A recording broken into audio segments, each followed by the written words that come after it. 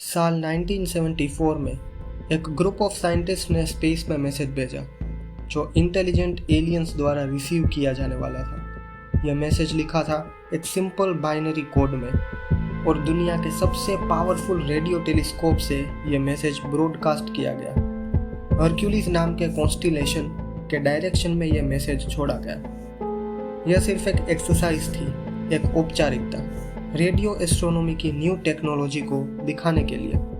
कोई भी साइंटिस्ट सामने से रिप्लाई आने की अपेक्षा नहीं कर रहा था, और अगर वो आशा रखते तो भी करोड़ों साल लगने वाले थे, क्योंकि सबसे नज़दीकी स्टार जिस डायरेक्शन में मैसेज भेजा गया वो 25,000 लाइट ईयर्स दूर था। तो टेलीस्कोप को घुमाया गया, ट्यून किया 2380 मेगाहर्ट्ज पे और हरक्यूलिस की तरफ मैसेज भेजा गया।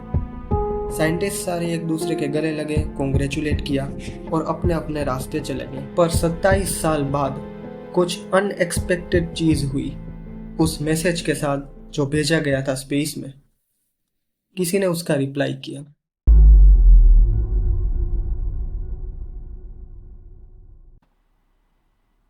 ईयर 1966 में जॉर्ज पेडली, जो क्वींसलैंड ऑस्ट्रेलिया के थे, वो अपने फार्म पे काम कर रहे थे जब उन्होंने एक स्ट्रेंज साउंड सुना। वो अपने ट्रैक्टर से उतरे और उस आवाज़ की ओर चल पड़े। तभी उन्होंने देखा कि एक सर्कुलर एलियन क्राफ्ट ज़मीन से ऊपर उठता है और सीधा आसमान की तरफ जाके डिसअपीयर हो जाता है। जब जॉर्ज वहाँ इन्वेस्टिगेट करने जाते हैं तब उन्होंने देखा कि गेहूँ को उखाड़ के चपटा करके एक डिस्क के शेप में रखा गया है। यह डिस्क या सर्कल का डायमीटर 30 फीट का था और क्लॉकवाइज पैटर्न में था। जल्द ही उस एरिया के लोगों को भी पता चल गया और उन्होंने इसका नाम दिया यूएफओ नेस्ट, लेकिन रियलिटी में यह था एक क्रॉप सर्कल।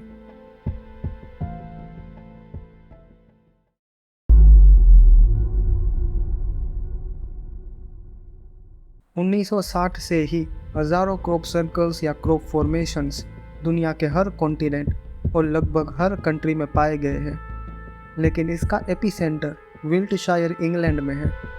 क्रॉप फॉर्मेशंस हर तरह के पाए जाते हैं, सिंपल से लेकर कॉम्प्लेक्स तक। वो सर्कल्स हो सकते हैं, स्टार्स या दूसरी ज्योमेट्रिक शेप्स भी, लेकिन किसी को नहीं पता कि इनका मीनिंग क्या है। ये बहुत जल्द ही बन जाते हैं, यूजुअली एक रात में ही, और हमेशा इनके आसपास लाइट के गोले दिखाई देते हैं।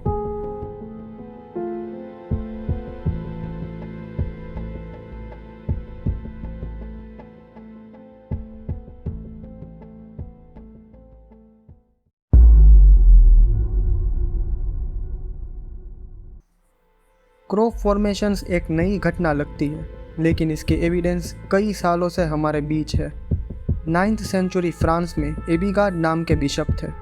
उन्होंने पेरिशनर्स के बारे में लिखा है। वह लोग जो चर्च के आसपास ही रहते थे। ये लोग क्रॉप फॉर्मेशन में जाके वहाँ से बीज उठा के अपने धार्मिक अनुष्ठान करते थे। 1686 में ऑक्सफोर्ड के प्रोफेसर रॉबर्ट प्लॉट ने भी क्रॉप सर्कल्स के बारे में लिखा और ड्राइंग्स भी बनाई। उन्होंने अपनी बुक में लिखा कि यह सर्कल्स अचानक से ही एक रात में बन जाते हैं और इनके आसपास एनिमल्स भी जाने से डरते हैं। 1937 में एक ब्रिटिश साइंस जर्नल ने क्रॉप सर्कल की रिपोर्ट पब्लिश की। कई लोगों ने यह क्लेम किया है कि उन्होंने ये फॉर्मेशंस बनते हुए देखी है, लेकिन किसी ने भी इसे कैमरा पे रिकॉर्ड नहीं किया था। पर जल्द ही ये भी होने वाला था। जॉन वेली विल्टशायर में एक पहाड़ी पर कैंपिंग कर रहे थे। तभी रात के 3 बजे कुछ हलचल ने उनका अटेंशन ग्रैब किया। उन्होंने अपना कैमरा उठाया और एक वीडियो कैप्चर की जिसमें कई सारे लाइट के गोले एक फील्ड के ऊपर उड़ रहे थे और अचानक से क्रॉप सर्कल बन गया।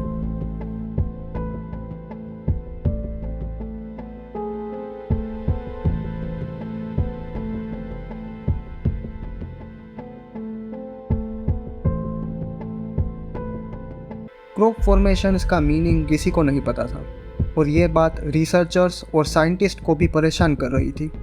और वो ये क्वेश्चन कर रहे थे कि जो भी ये मैसेजेस लिख रहा है वो इंग्लिश लैंग्वेज यूज़ क्यों नहीं कर रहे। पर 2001 में एक मैसेज इंग्लिश में भी आया। 1974 में अरिसीबो मैसेज भेजा गया था अर्थ से हरक्यूलिस कॉन्स्टिलेशन की तरफ। इस मैसेज का नाम रेडियो टेलीस्कोप के ऊपर रखा गया, जिसके द्वारा यह मैसेज ब्रॉडकास्ट किया गया। यह मैसेज 1679 बाइनरी डिजिट से लिखा गया था, जिसे एक इमेज में कन्वर्ट किया जा सकता है। यह मैसेज में कई सारी इंफॉर्मेशन डाली गई थी। सबसे पहली लाइन में XLS के 10 नंबर का रिप्रेजेंटेशन दिया गया था। फिर नेक्स्ट लाइन में हाइड्रोजन, कार्बन, नाइट्रोजन और ऑक्सीजन के एटॉमिक नंबर्स दिए गए, जिन चीज़ों से हमारा DNA बनता है। फिर नेक्स्ट एक ह्यूमन की ड्राइंग, अर्थ की पॉपुलेशन, हमारा सोलर सिस्टम जिसमें अर्थ को हाईलाइट किया गया है, और लास्ट में आरिसीबो रेडियो टेलीस्कोप। सबसे नज़दीकी स्टार जो ये मैसेज रिसीव कर सकता था वो 25,000 लाइट ईयर्स दूर था। तो इस मैसेज का रिप्लाई हमें 50,000 सालों तक नहीं मिलने वाला था। पर 14 अगस्त 2001 की सुबह एक क्रॉप फॉर्मेशन मिली बोल्टन रेडियो टेलीस्कोप के पास। यह फॉर्मेशन ज़मीन से क्लियर नहीं था, पर आसमान से देखने पर सब क्लियर हो गया।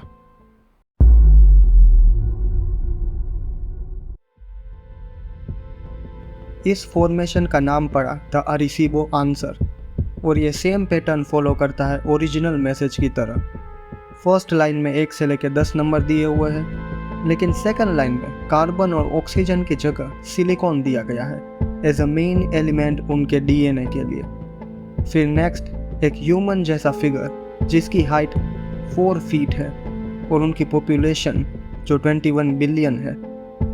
और नेक्स्ट उनका सोलर सिस्टम जिसमें 3 प्लैनेट्स को हाईलाइट किया गया है, और लास्ट में वो मशीन जिनके द्वारा उन्होंने ये मैसेज भेजा।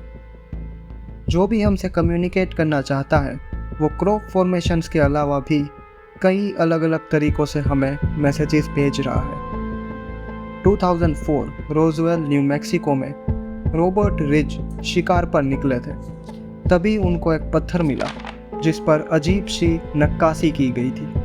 उन्होंने पत्थर रख लिया और अपने दोस्तों को भी दिखाया, पर कुछ टाइम बाद उनको पता चला कि 8 साल पहले 1996 में एक क्रॉप सर्कल पाया गया था। दोनों की डिज़ाइन बिल्कुल सेम थी, पर अब भी कई सारे लोग ये क्रॉप सर्कल्स अरिसीबो आंसर को झूठ मानते थे, और 1991 में ये झूठ सबके सामने आ गया। सितंबर 9, 1991 दो रिटायर्ड हो चुके व्यक्तियों ने यह कन्फेस किया कि उन्होंने ही क्रॉप सर्कल्स की शुरुआत की 1978 में। 1966 में डग बावर को अचानक एक रात ये आइडिया आया कि क्यों ना लोगों को बेवकूफ़ बनाया जाए कि UFOs खेतों में उतर रहे हैं। उन्होंने अपने फ्रेंड डेव चोर्ली के साथ एक लकड़े का पट्टा, रस्सी और वायर्स लेके फॉर्मेशंस बनाना शुरू किया, और जल्द ही मीडिया ने भी यह स्टोरी उठा ली और क्रॉप सर्कल्स का रहस्य खुल गया। पर यह स्टोरी में भी कई सारी प्रॉब्लम्स थी। डग और डेव ने कुछ क्रॉप सर्कल्स बनाए होंगे, पर उनकी टेक्निक इतनी सटीक नहीं थी। डिज़ाइन का अलाइनमेंट सही नहीं था, और जितनी कॉम्प्लेक्स डिज़ाइन उतनी खराब फॉर्मेशन बनती थी। एक बार उन दोनों ने लाइव टीवी पर अपनी टेक्निक दिखाई, पर जितना सर्कल बनना था उन्होंने उससे 2 गुना ज़्यादा बड़ा बना दिया। कभी वो कहते कि उन्होंने 1976 में शुरू किया, कभी 1975 और कभी 1978। बेशक उन्होंने कुछ सर्कल्स बनाए होंगे, पर 1991 तक 1500 से भी ज़्यादा क्रॉप सर्कल्स पाए गए, और वो भी अलग अलग 23 कंट्रीज़ में। जेन्युइन क्रॉप सर्कल्स में व्हीट कर्नल्स बिल्कुल सीधे पाए जाते हैं, जबकि एक बार व्हीट गोल्डन कलर का हो जाता है तो वो बेंड हो जाता है, और उसको सीधा करना इम्पॉसिबल है। पर ऐसी कौन सी चीज़ है जो इस इम्पॉसिबल काम को भी पॉसिबल कर दे, और वो है रेडिएशन। 1990s में एक बायोफिजिसिस्ट ने क्रॉप सर्कल्स से प्लांट उठाकर उनको एनालाइज करना शुरू किया, और उनकी टीम को पता चला कि रेडिएशन वाले प्लांट्स जल्दी ग्रो करते हैं और वो ज़्यादा बड़े भी होते हैं। और दूसरी बात कि उन प्लांट्स में प्रोटीन भी ज़्यादा होता है। एक एक्सपेरिमेंट किया गया जिसमें एक वुमन जिसे थायराइड था वो क्रॉप सर्कल्स के बीच जाके 2.5 घंटे तक बैठी रही, और जब वो बाहर आई तो उसके थायराइड का साइज 40% से भी ज़्यादा कम हो गया था। इलेक्ट्रॉनिक डिवाइसेस क्रॉप सर्कल में काम नहीं करते और प्रेग्नेंट वुमन को भी उनके पास जाने से रोका जाता है। अब साइंस इन सारी बातों को संयोग कह सकती है, पर गोस्ट सर्कल्स का क्या जवाब देगी साइंस?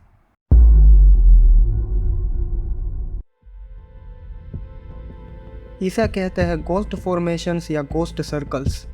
ये तब बनते हैं जब खेत को जोता जाता है पर उसके बाद भी क्रॉप फॉर्मेशन दिखाई दे।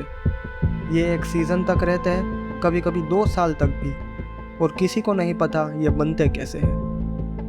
क्रॉप सर्कल्स एक बहुत ही कंट्रोवर्शियल सब्जेक्ट है और इसकी हिस्ट्री झूठ और रहस्य से घिरी हुई है। आज लोग इसे सीरियसली नहीं लेते, पर पहले ऐसा नहीं था। मीडिया, गवर्नमेंट और जनरल पॉपुलेशन इसे सीरियसली लेते थे। जर्नल्स और आर्टिकल्स लिखे जाते थे। निक पोप, जिन्होंने ब्रिटिश मिनिस्ट्री ऑफ डिफेंस के लिए 20 सालों तक यूएफओस को इन्वेस्टिगेट किया था, वो कहते हैं कि आर्मी का इंटरेस्ट इसमें 1985 से है। प्राइम मिनिस्टर मार्गरेट थैचर ने अपने कैबिनेट से इसकी जांच करने को कहा और ऑपरेशन ब्लैक बर्ड लॉन्च किया गया। ऑपरेशन ब्लैक बर्ड एक सर्वेलेंस ऑपरेशन था जिसका गोल क्रॉप सर्कल्स को बनते हुए रिकॉर्ड करना था।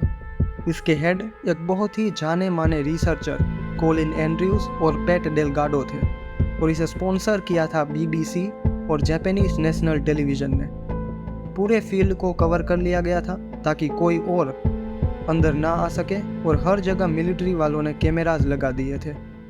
हर दिन कोलिन एंड्रयूज टीवी पे आते और लाखों लोग इसे देखते, पर दूसरे ही दिन एक क्रॉप सर्कल दिखाई दिया। जब कोलिन एंड्रयूज वहाँ इन्वेस्टिगेट करने गए तब सारा सच सामने आ गया।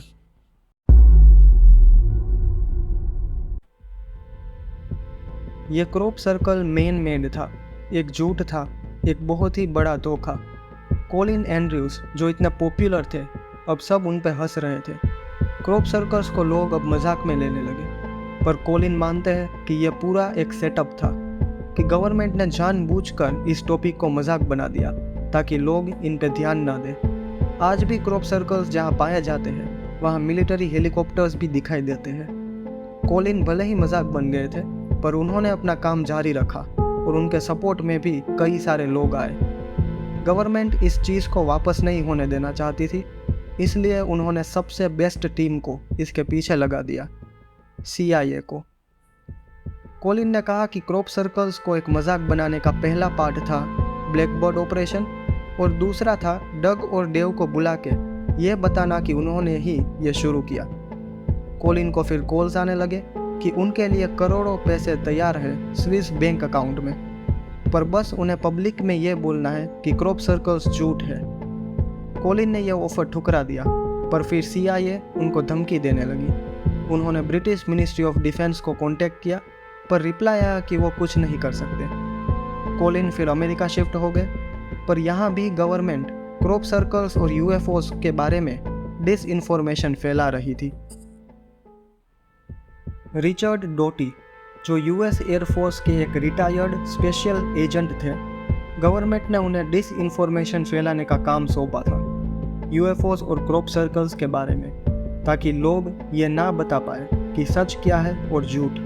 और इसीलिए हमें भी मीडिया पे 100% ट्रस्ट नहीं करना चाहिए, फिर चाहे वो आपके फेवरेट एंकर हो, राइटर या TV शो के होस्ट। ये लोग भरोसेमंद हो सकते हैं, पर कुछ चीज़ें सिर्फ दिखाने की होती है। गवर्नमेंट नहीं चाहती कि आपको UFOs, crop circles, alien technology के बारे में पता चले, और करोड़ों रुपए इसके पीछे लगाए जाते हैं ताकि वह लोग जो बहुत पॉपुलर है, जिनके पास बड़ी ऑडियंस है, वो आपको गुमराह कर सके। इसीलिए अपनी आंखें खुली रखिए, क्योंकि कोई भी व्यक्ति एक गवर्नमेंट एजेंट हो सकता है।